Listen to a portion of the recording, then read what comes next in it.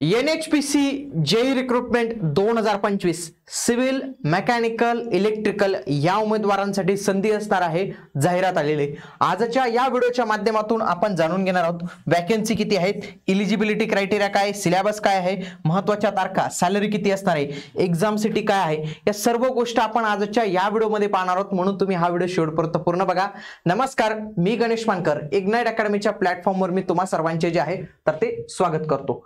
बघा, NHPC national hydro electric power corporation तर यांच्याकडून ही जाहिरात आलेली ही एक नवरत्न कंपनी आहे, सरकारची एक कंपनी आहे आणि यांच्यामध्ये परमनंट भरती आलेली, ही कॉन्ट्रॅक्ट बेसिसवर नाही आहे, परमनंट भरती जे आहे आलेलं बघा।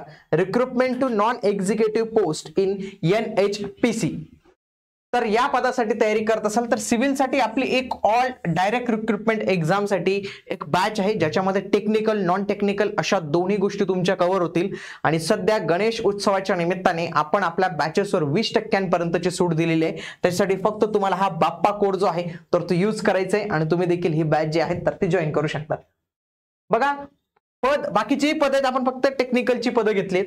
बघा, जेई सिव्हिल याच्यासाठी 29,600 ते 1,19,500 तर एवढं वेतन जे आहे असणार आहे। जागा किती आहेत? 109 टोटल जागा आपल्याला जे आहेत तर ते इथं बघायला मिळतात। काय म्हटलं बघा, फुल टाइम 3 इयर रेग्युलर डिप्लोमा। बघा, डिप्लोमा वाले एलिजिबल म्हणजे डिप्लोमा वाल्या उमेदवारांना संधी, डिप्लोमा सिव्हिल 3 वर्षाचा। रिकॉग्नाइज इन्स्टिट्यूट विथ 60% मार्क्स पाहिजे त्यांना, ठीक आहे चला। Any other discipline or equivalent discipline are not eligible to apply higher technical qualification like BTech without the essential qualification that is full time regular diploma it not eligible and allow. म्हणजे काय, BTech वाले allow नाही, फक्त diploma वाल्यांची मजा आहे। पण समजा एखाद्याने डिप्लोमा प्लस BTech केली असेल ना तर तो एलिजिबल आहे मित्रांनो, हायर क्वालिफिकेशन एलिजिबल आहे, पण डिप्लोमा तुमचा झालाच पाहिजे। तिथं स्पष्ट म्हटले की फुल टाइम रेग्युलर डिप्लोमा हा तुमचा असणं इथं आवश्यक आहे, म्हणजे इथं फक्त डिप्लोमा वाल्यांसाठी संधीच असणार आहे। पुढचं आहे जेई इलेक्ट्रिकल साठी 29,600 ते 1,19,500 याच्या पण मध्ये काय म्हटले बघा, 3 इयर डिप्लोमा आणि काय हायर क्वालिफिकेशन चालणार नाही। किती वॅकन्सी आहेत? 46 जागा आपल्याला बघायला मिळतात। पुढचं जेई मेकॅनिकल 29,600 1,19,500 सेम 3 वर्षाचा डिप्लोमा इथं पाहिजे। वॅकन्सी किती असणार आहेत? 49 एवढ्या वॅकन्सी जे आहेत तर ते इथं असणार आहेत। पुढे जेई ENTC साठी पण 17 वॅकन्सी असणार आहे, याच्यासाठी पण काय पाहिजे? 3 वर्षाचा फुल टाइम डिप्लोमा पाहिजे तरच तुम्ही फॉर्म भरू शकता। ऍप्लिकेशन जर पाहिलं तर त्याच्यासाठी काय म्हटले की जे कोणी उमेदवार हे जनरल EWS OBC कॅटेगरी मधील असतील तर त्यांना 600 रुपये असेल प्लस टॅक्सेस, तर असे 708 रुपये तुम्हाला जे आहेत तर ते ऍप्लिकेबल टॅक्सेस दॅट इल म्हणजे 708 रुपये एवढं तुमचं परीक्षा शुल्क असणार आहे। त्यासोबतच जे आहे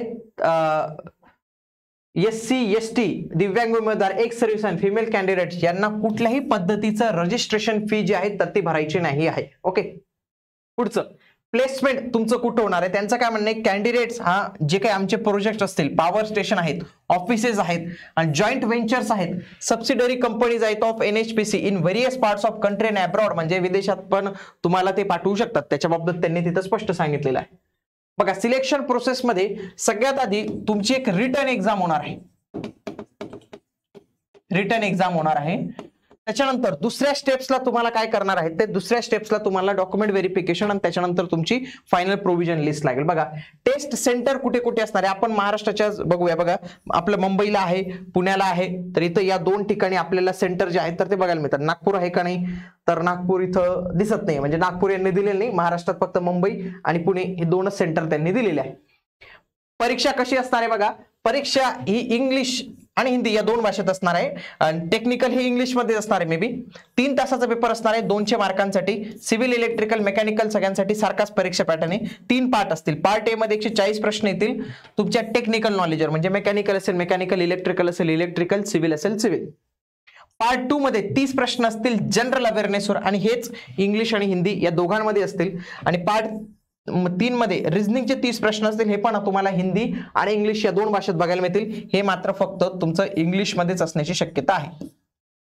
आलं लक्षात तुम्हाला? हे इंग्लिश आहे आणि हे इंग्लिश आणि हिंदी म्हणजे 30 प्रश्न असे हे 60 200 म्हणजे 200 प्रश्न झाले 200 गुणांसाठी. प्रत्येक प्रश्न हा तुमचा एकच गुणांसाठी आपल्याला इथं बघायला मिळतो.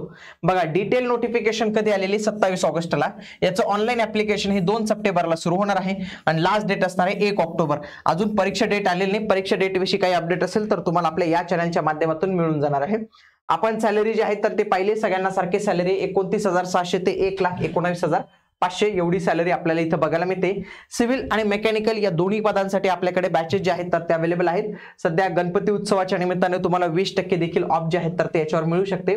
आणि त्याच पद्धतीने मित्रांनो आपले इग्नाइट अकॅडमी टेक्निकल चॅनलवर मेकॅनिकल वाल्यांसाठी जे लवकरच MPSC RTO AMVI एक्झाम येणार आहे तर त्याच्यासाठी आपण मोफत PYQ सिरीज सुरू केलेली. टॉपिक वाईज पण PYQ आपण इथं जे आहे तर ते घेतलेले आहेत. बघा नितीन सर सध्या राष्ट्रीय काँग्रेस घेत आहेत आणि आज बघा सायंकाळी 6 वाजता त्यांचं लाईव्ह पण आहे म्हणून तुम्ही लाईव्हला जे आहेत तर ते जरूर हजर राहा आणि ही जी सिरीज आहे तर तो तुम्ही याला चांगला प्रतिसाद देऊ शकता.